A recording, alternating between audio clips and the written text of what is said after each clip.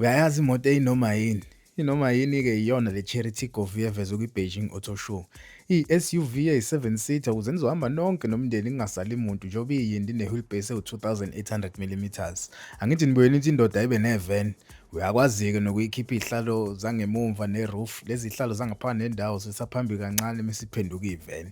Lapho-ke kwa-Chery abayivezanga imininingwane eminingi ngayo ngaphandle kokusho ukuthi nje ine-ground clearance ewu-220 millimeters. Ngibonile ukuthi amasondo agqoka ama-rim awu-19 inch, khanyisa ngama-light angama-LED. Uyakwazi futhi nokuthwala isisindo esiwu-500 kg uma ngabe usuyikhiphile-ke lapha ingemuva isiyi-van. Ukwazi nokudonsa futhi isisindo esiwu-750 kg.